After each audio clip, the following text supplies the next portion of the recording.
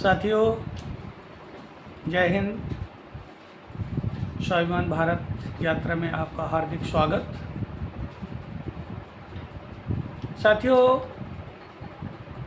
मैंने अभी पिछले 2-3 दिन का जो अपने राष्ट्र का, अपने देश का जो परिदृश्य देखा,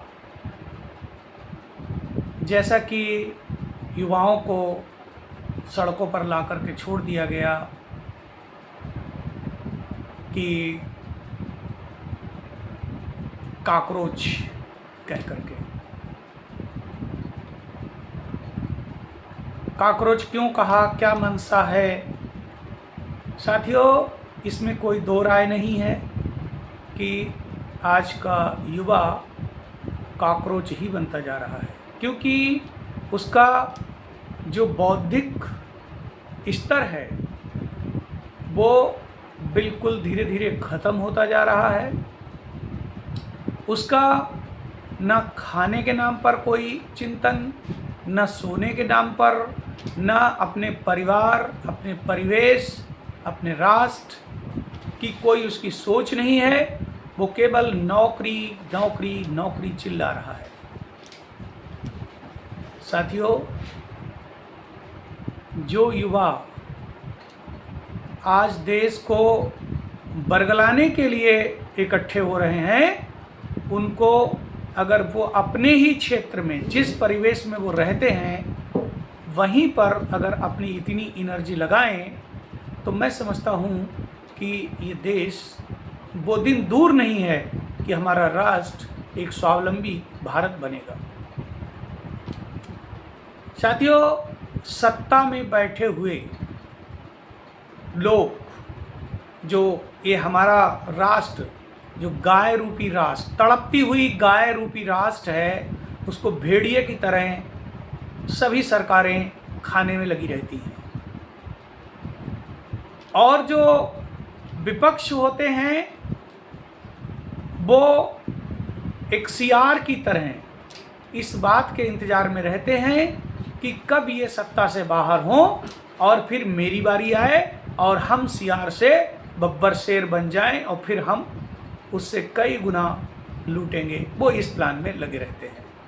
राष्ट्र के लिए कोई भी राजनीतिक दल खुशहाल राष्ट्र बनाने के लिए कोई भी चिंतन नहीं करते हैं, चाहे वो चिकित्सा का क्षेत्र हो, चाहे स्वास्थ्य का क्षेत्र हो, चाहे खुशहाली हो, चाहे वृद्धजन हो, चाहे वो युवा हो। तो साथियों, ये जो हमारे देश की राजनीतिक सोच है, ये धीरे धीरे हमें विदेशी उन भेड़ियों के हाथ में धीरे धीरे दिए दे रहे हैं, जहाँ पर हम अपनी बात भी नहीं कह सकेंगे। वो दिन दूर नहीं होगा अगर यही राजनीतिक स्तर चलता रहा, क्योंकि क्षेत्रीय, प्रादेशिक और फिर राष्ट्रीय विकास होता है। लेकिन नहीं, आज मैं देख रहा हूँ कि हमारा देश 12 तरह के क्लाइमेट से परिपूर्ण हमारा राष्ट्र है, लेकिन हम कोशिश करते हैं कि किसी भी नस्ल की खेती, किसी भी नस्ल की प्रजाति को कहीं ऐसी जगह उसको उगाने का प्रयास करने लगते हैं जहाँ के लिए पर्याप्त क्लाइमेटिक कंडीशन नहीं है, फेवरेबल कंडीशन नहीं है।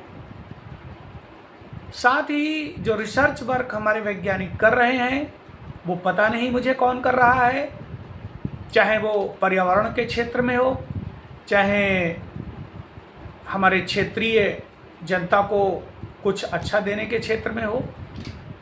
एकदम ऐसा लगता है जैसे अभी कुछ दिन पहले हमारे डॉक्टर्स ने एक मुहिम चलाई थी, आज से 25-30 साल पहले, कि माताएं अपने बच्चे को स्तनपान न कराएं, और माताएं उसी तरफ भाग खड़ी हुई। क्यों? क्योंकि डॉक्टर कह रहा है। तो मैं समझता हूँ कि आज जो बहुत पढ़े लिखे लोग जो हैं, पढ़े लिखे नहीं बल्कि वो टूलिंग एजुकेशन है, वो टूलिंग किए हुए लोग, वो केवल अर्थ की तरफ भाग रहे हैं। केवल पैसा कमाने में लगे हुए हैं। ज़रा हम कल्पना करें कि हमको किसने बताया कि हम हरे धनिए की चटनी खाएं, हमको किसने बताया कि हम पुदीना की चटनी खाएं।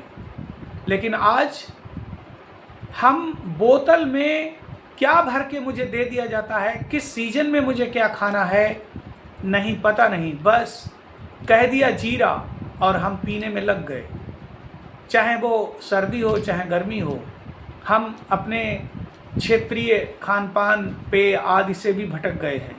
तो जब हम अपने शरीर को ठीक से कैसे नियमित रूप से व्यायाम आदि से रखा जाए, हम वो नहीं कर सकते हैं, तो फिर हम इस राष्ट्र को कैसे संभाल सकते हैं। साथियों, आज मुझे बहुत चिंता लग रही है देश को लेकर के, लेकिन हमारी स्वाभिमान भारत टीम जो है उसका रिसर्च वर्क चल रहा है और बहुत जल्द हम आपके देश को, आपके राष्ट्र को, हम अपने इस राष्ट्र को एक ऐसा मॉडल देने वाले हैं जिसमें गांव, शहर, कस्बा और महानगर आदि सब खुशहाल होंगे।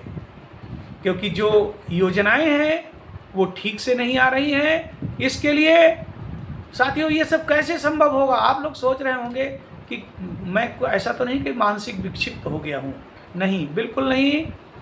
मैं वो पूरा सपना देख रहा हूँ कि मेरे राष्ट्र में क्या कहाँ पर होना चाहिए, और मैं बहुत जल्दी हमारी टीम ने जो रिसर्च वर्क किया है वो मॉडल आपके सामने बहुत जल्द आएगा।